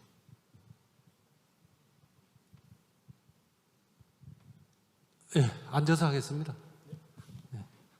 뭐 어쩔 수 없이 오늘 이 두 번째 세션에 발제자를 하신 분이 우리 차 교수님이기 때문에 차 교수님께 뭐 질의 겸 부탁 겸 하는 말씀을 좀 올리겠습니다. 예, 기본적으로 이 두 번째 세션 미래 2030의 세션 속에 중국 육군의 혁신을 주제로 잡은 것은 굉장히 저는 하여튼 의미 있다고 이렇게 생각을 합니다. 왜냐하면 기본적으로 6.25 전쟁 때 어차피 한반도 정부에서 중국 육군은 한 300만에 가까운 총인원이 이 전역에 참가를 했고, 거기에 100만 정도가 전사 및 부상을 입는 하여튼 그런 그 과거의 그 전쟁 역사를 생각한다면 이 중국 육군에 대한 우리의 관심은 지속적으로 이루어져야 된다 이렇게 생각을 합니다. 특히 현재 이 해군이나 공군은 중국의 위협을 평시에도 이렇게 피부로 느끼고 있습니다. 아시다시피 서해 동경 124도 선에 대한 중국의 부적절한 주장 내지는 그것을 뒷받침하기 위한 위협적 행위들은 우리 대한민국 해군이 중국의 위협을 어떻게 대응하고 준비해야 되는 것을 평상시에 이렇게 준비할 수 있는 계기가 되는 것이고, 또 이 카디즈를 지속적으로 침범하고 있는 이 중국의 항공기들에 대한 우리 공군의 평시 대응은 또한 중국의 위협적 행위에 대한 관심을 지속하고 있는 반면에, 우리 육군은 사실은 지난 시간 동안 북한에 대한 위협 강조로 인하여 중국 육군에 대한 관심이 사실상 부족한 것이 사실이었습니다. 그런데 이번에 우리 차 교수님께서 아마 이 자료를 찾기가 이게 쉽지 않았을 텐데, 중국 육군이 어떻게 군사혁신을 이루고 있고 또 군사력을 강화하고 있는지, 저도 어떤 부분은 사실은 제가 생각했던 것보다 굉장히 멀리 나가 있구나 하는 그런 생각을 했습니다. 즉 이렇게 중국 군의 50%를 차지하는 중국 육군이 이렇게 군사혁신을 하고 있는 이 상황은 대한민국 육군에 시사하는 바가 굉장히 크다고 생각합니다. 이런 시점에서 하여튼 좋은 발제 하여튼 감사드리고, 부탁은 지금 이렇게 중국 육군에 대한 아주 정교한 또 좋은 자료들을 정리를 하셨으니 중국 육군의 이 혁신과 관련된 그런 내용 말씀을 좀 많이 해주시고, 또 필요하면 아마 이게 좋은 뭐 여기서도 발표를 하지만 이렇게 언론 매체를 통해서 좀 기고를 해서 우리 대한민국 육군도 북한의 위협뿐이 아니라 중국군이 지금 어떻게 강화시키고 있는가에 대한 우리 육군의 논리와 그다음에 육군력이 왜 강화돼야 되는가에 대한 아주 소중한 그런 내용이 될 것 같습니다. 그래서 하여튼 이 부분에 대해서 앞으로도 계속 좀 말씀을 해주시면 미래 육군력을 증강시키는데 아주 좋은 그런 자료가 될 것이라고 생각해서 코멘트 겸 뭐 부탁 겸 이런 말씀을 드렸습니다. 감사합니다. 예, 감사합니다. 혹시 더 하실 분 계시면? 예. 네, 지금 저희가 벌써 3시가 됐거든요. 그래서 저희가 15분 늦게 했기 때문에 한 5분까지만 하는 걸로 하고요. 그 발제자와 이제 프로에서 질문에 대해서 이근욱 교수님하고 차영민 박사가 간단하게 한 1, 2분 사이에 끝내도록 해주시죠. 예. 예, 저는 비대면으로 온 사람이라고 생각하시고 저희 이 질문들은 전부 다 비대면으로 전달을 하겠습니다. 그래서 답변이 오면은 제가 육군망이라든지 다른 여러 가지 방법으로 공유를 하겠습니다. 예. 네, 이렇게 저는 거꾸로 이제 그 조언 주신 거하고 질문 주신 걸 거꾸로 대답을 하는 걸로 하고요. 방금 그 말씀 주신 거 굉장히 감사드리고요. 사실은 중국 군사혁신 연구를 지난번에도 했고 이번에는 육군혁신을 했는데 육군 연구가 정말 없긴 없었습니다. 네, 사실 우리가 Ground Force, Chinese Army라고 했을 때 연구가 별도로 독립적으로 된 게 거의 없었다는 측면에서 보면 사실은 굉장히 의미 있는 연구일 수 있다는 말씀에 굉장히 공감을 하고요. 뭐 저 말고도 더 다른 분들도 열심히 하실 수 있는 굉장히 공간이 있다고 생각을 하고요. 또 하나는 육군혁신과 관련돼서 말씀하신 게 굉장히 육군혁신의 중요성을 말씀하셨는데 아까 질문하신 김보미 박사님의 질문과 연계해서 말씀을 드리면 이제 중국 육군의 혁신이냐 이렇게 말씀을 하시는데 사실은 정말 초기 단계인 것 같고요. 중국 육군의 혁신의 수준이. 왜냐하면 2015년도 별도로 육군 영도 지휘체계 뭐 이렇게 여기서 이렇게 영도 지휘체계로 하는 게 육군의 별도 부대로 되면서 우리는 육군 그 부대가 기본적으로 별도로 이제 독립된 지휘체계를 갖게 되는 게 2015년이고요. 그러면서 군사지능화라는 목표와 관련돼서 아까 이렇게 보여드렸던 것처럼 AI와 관련된 네트워크 전쟁과 관련된 여러 가지 준비를 하고 있고 그리고 연합작전과 관련된 여러 가지 체계와 관련된 혁신도 하고 있는데 사실은 그 수준은 아직까지 출발 단계인다고 평가할 수 있을 것 같고 문제는 뭐냐면 중국 육군이 전통적으로 어쨌든 육군이 70몇 %를 차지했을 만큼 육군 자체가 인민해방군이었다고 하는 것처럼 기본적으로 중국 인민해방군의 주력군 그리고 지휘 의사결정 체계의 핵심은 여전히 육군이 갖고 있다고 볼 수가 있고요. 그런데 왜 이 진흥화 혁신에서 중요하냐고 하면 사실은 여전히 아까 보신 것처럼 중앙군사위를 중심으로 한 의사결정체를 굉장히 강조를 하고 있어요. 오히려 이렇게 혁신을 하면 할수록 중앙군사위원회, 영도자 중심으로 혁신을 하는 게 보이고요. 그렇게 되면 사실은 여기서 지금 최근에 나온 육군 혁신과 관련돼서 나오는 내용들을 보면 어차피 진흥화가 돼도 의사결정은 누군가 해야 된다는 얘기를 계속해요. 의사결정을 하는 중심은 결국은 영도자 중심, 중앙군사위원 중심, 중앙군사위원 중심은 사실은 육군은 기반을 하고 있는 군 체제가 갖고 있는 특징 때문에 결국은 의사결정을 하는 건 사람이다라는 얘기를 계속하고 있고요. 이거는 진흥화 혁신이라는 건 결국은 진흥화 정보와 취합된 정보를 가지고 신속한 의사결정을 할 수 있도록 알고리즘을 통해서 진흥화하고 그 과정에서 누군가 최종 결정을 하게 되는 거를 얘기하는데 결국은 중국 특색의 진흥화 혁신을 얘기하는데 그 특색의 진흥화 혁신에 항상 사람이 들어가요. 중국에는. 그게 중국의 특징이라고 해서 그 사람에는 결국은 영도자 중심의 중앙군사위를 중심으로 한 의사결정책을 얘기했던 측면에서 보면 결국은 중국 육군의 입장에서 보면 진흥화 혁신을 목표로 하고 있는 군사혁신의 체계에서 본인들의 혁신이 가장 중요하다는 얘기를 인식을 하고 있는 것 같다고 생각을 할 수 있고요. 또 하나는 마지막으로 우리가 정말 중국의 의도를 말씀을 하셨는데 사실은 2019년 국방백서에 그대로 나와 있어요. 의도라고 하면 액티브 디펜스, 적극 방어를 하겠다고 하고 그러면서 뭐라고 구술을 하냐면 여기 누구든 우리를 범하지 않으면 침범하지만 우리는 누구도 침범하지 않겠다. 근데 누군가 우리를 공격하면 우리 반드시 공격한다. 이렇게 구술이 되어 있어요. 액티브 디펜스의 내용은 뭐냐면 우리 기본적으로 손자병법 얘기도 많이 하고 하는데 결국은 정치적 심리적 승리를 굉장히 우선시하는 거고요. 내가 누군가 전쟁을 일으키면 나는 반드시 승리한다는 생각을 하고 있지만 스스로 먼저 전쟁을 하지 않겠다는 얘기를 하는데 아까 얘기하신 건 그러면 우리가 어떻게 의도를 파악해야 되냐고 한다면 팽창과 공세를 구분해야 될 것 같아요.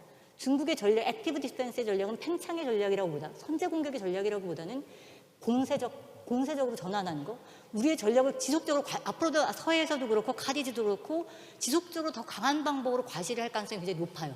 왜냐하면 이게 액티브 디펜스의 방법은 뭐냐면 우리가 이만큼의 전력이 있으니 누구도 우리를 건드리면 반드시 승리할 수 있는 전력을 갖고 있다는 보여주는 거. 정치적 승리, 신력 승리를 굉장히 강조를 하고 있고요.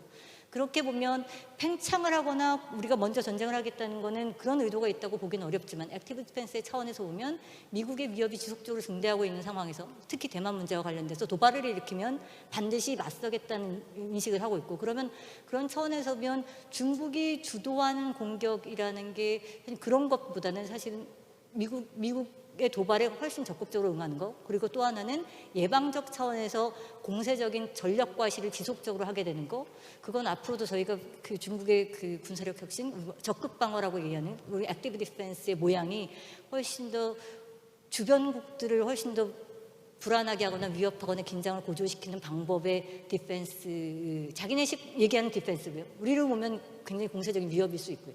그런 차원의 사실은 우리가 중국의 팽창을 얘기할 때는 팽창과 공세적의 그런 태도의 분리 그런 차원에서 보면 위협은 여전히 증대하고 전쟁을 누가 일으키느냐의 측면이 아니고 어쨌든 언제든지 전쟁이 일어날 수 있다는 것을 전제로 한 군사 전력 강화를 할 수 있겠다는 생각을 할 수 있을 것 같습니다. 예, 고맙습니다. 네, 감사합니다. 예, 육군력 그 강화의 필요성과 그다음에 군사형 추진의 어떤 방향성에 대해서 아주 건설적인 토론과 발표가 있어서 이번 두 번째 세션 제 개인적으로 굉장히 성공적이라고 생각하고요. 발표를 해주신 발표자와 또 토론해주신 토론자께 감사드리고 마지막으로 끝까지 경청해주신 우리 청중분 때도 감사드립니다. 이것으로 제2 세션 마치겠습니다. 감사합니다.